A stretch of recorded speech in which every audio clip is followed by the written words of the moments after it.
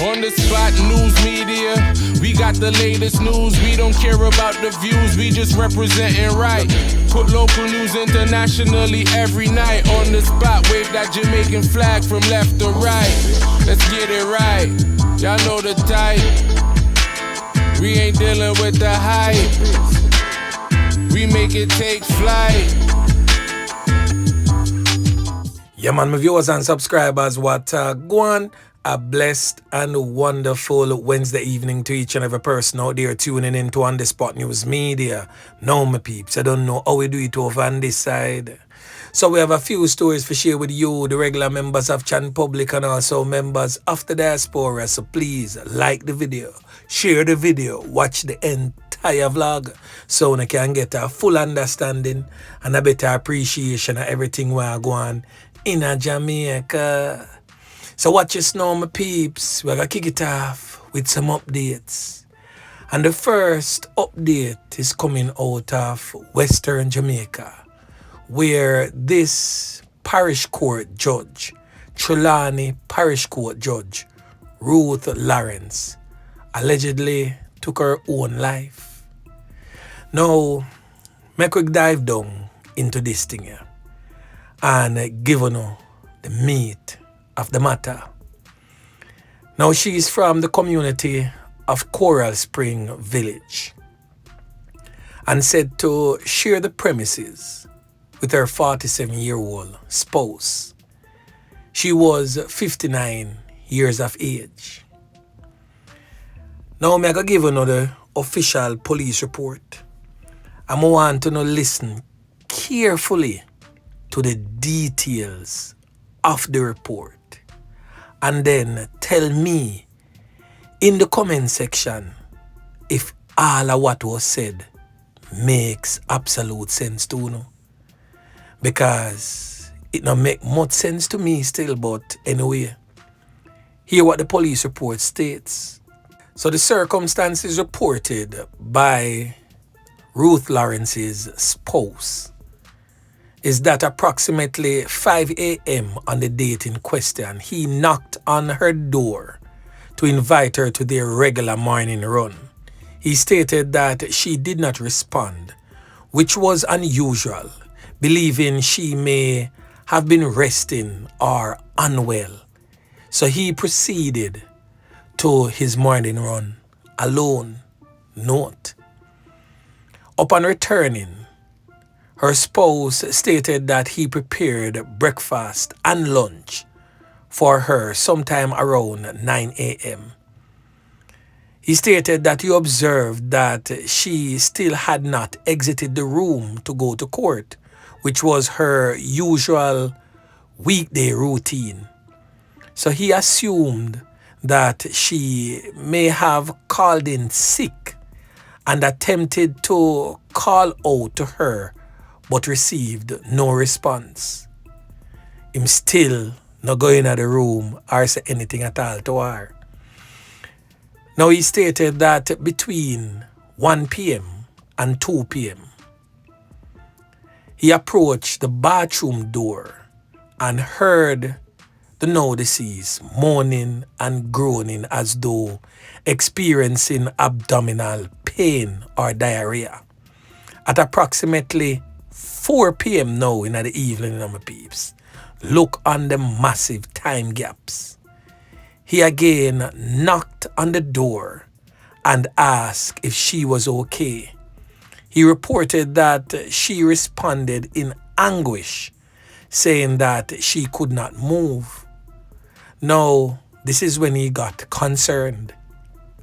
It is said that he went outside, looked through the bathroom window, where he observed the now deceased laying partially nude on the bathroom floor.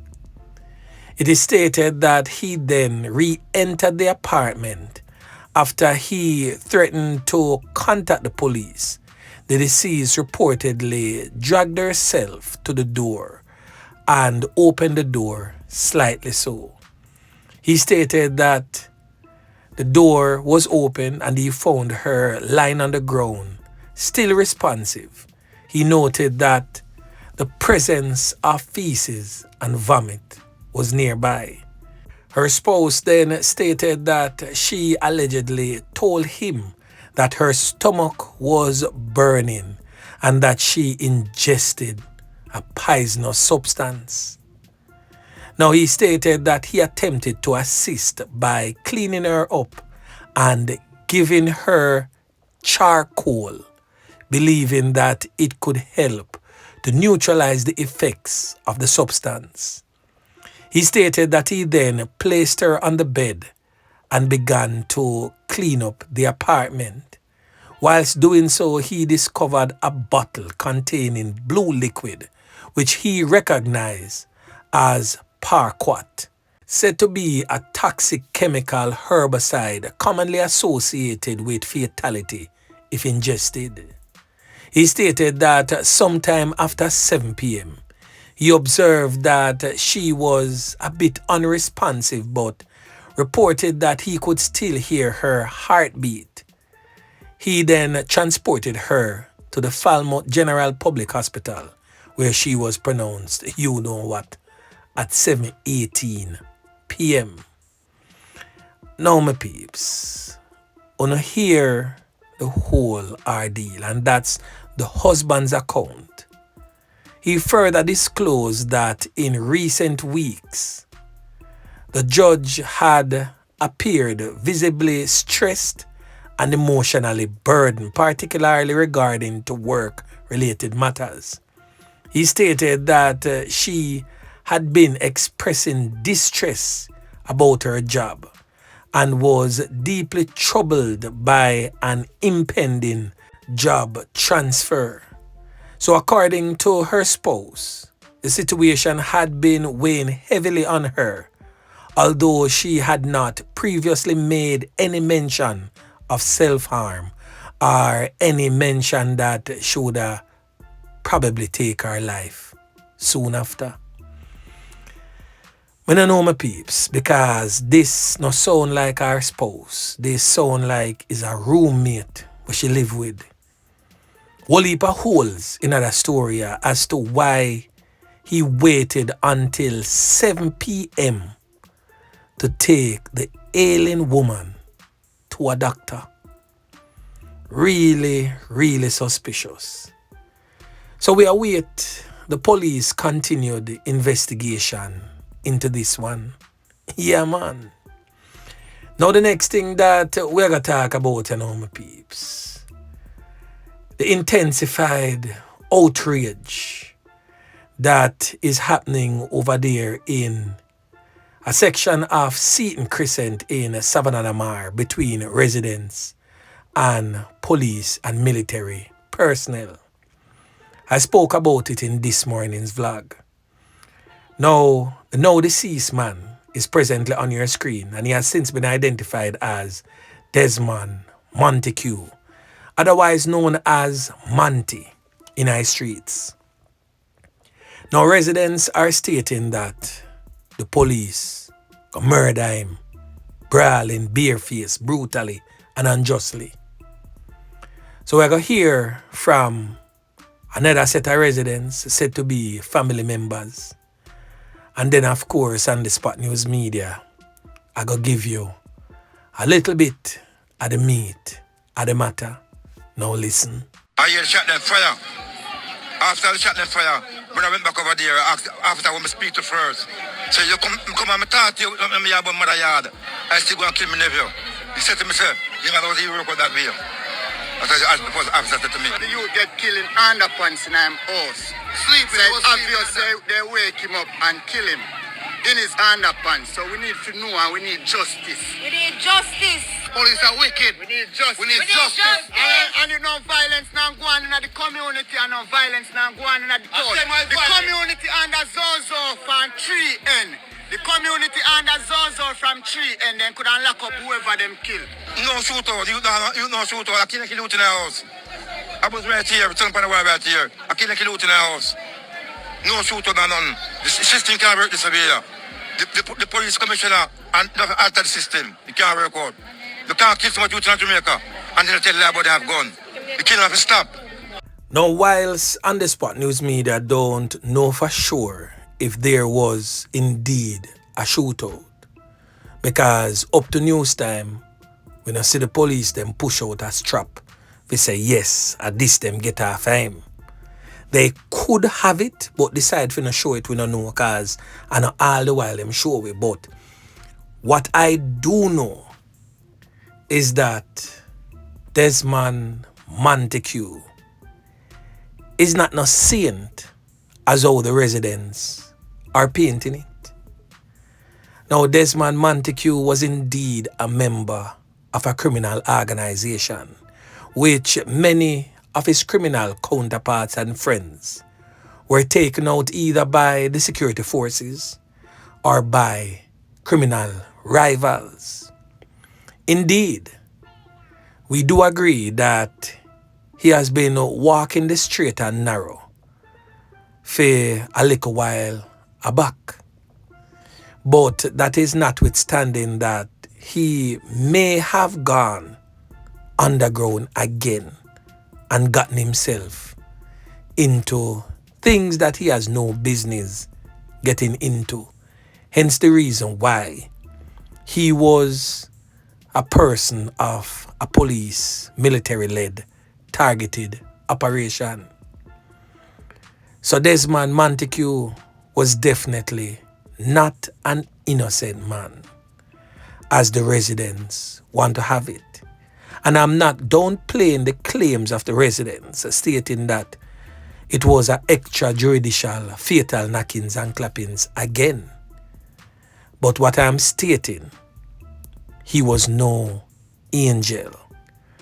Now, I could hear from Indicom, because them are going to investigate this one to see if they can prove without a shadow of a doubt that the police, they murder him as a citizen clearly stated.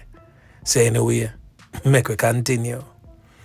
Now the next thing that we're going to talk about, my peeps, is the Chug it boss. The boss will keep Chug it and French Connection was found guilty in court. Yeah, man. So he, along with two others, were charged with a $222 million fraud scheme. That scheme was at the Institute of Sports, that's in sports. And as I stated earlier, they have been found guilty.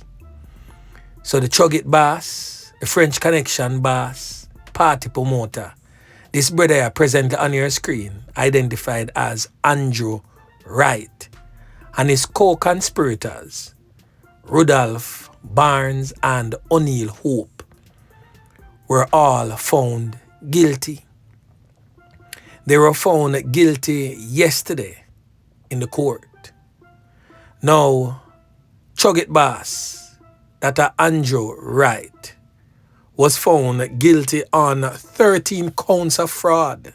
His co-conspirator, that's Rudolph Barnes, was found guilty of 11 counts, whilst the other co-conspirator, O'Neill Hope, was found guilty of 8. So the men are now set to be sentenced on the 21st of November. 2 of 3 women involved in the case were acquitted, and the third female is yet to be found. She jumped ship on them and left them all alone to deal with it. Boy, me I tell you my peeps, the thing rough. But anyway, make we continue. Now the next thing that we are going to talk about, my peeps, is coming out of the St. James Police Division, where a father is presently in custody in connection with the fatality of his son in Granville, St. James. The now deceased son has since been identified as a 33-year-old Shimron Bullock. It is stated that his life was taken by his father by the means of a 28 machete. Several wounds inflicted all over his upper body. Now, on the spot, news media understands that sometime on Monday, the father and son were heard arguing over a house key. The deceased was subsequently attacked with the machete and dealt with severely, fatally so. Now on the spot news media understands that the now deceased man's father is suspected to be suffering from mental challenges. Now, mental health, my peeps, a serious something. And we have to really start make serious checks on our families. When I know mental health make a man take him own family member life, because we have seen it in St. Elizabeth where two brothers, one end up take the other one life. Now a father end up take him son life. And we have seen over the past couple of days / weeks and months, many of our Jamaican men, women, boy and girl end up take them own 3 pints. So mental health is something really serious.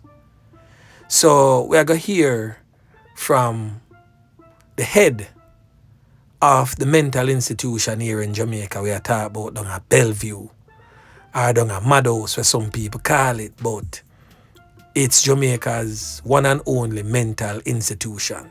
Hi, my name is Suzette Buchanan, CEO of Bellevue Hospital. In just a few weeks, we've lost too many lives to suicide. Each one was someone's child, someone's friend, someone's family. The signs are often there.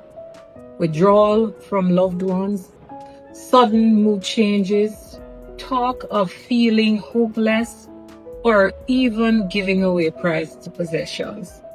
These are usual cries for help. If you or someone you love is struggling, please call 888 New Life. That's 888-639-5433. We are not an uncaring society. We often just lack awareness. Let us open our eyes, open our hearts, and look out for our neighbors, our friends, and our families. Together we can choose life. Together we can choose hope. Thank you for watching.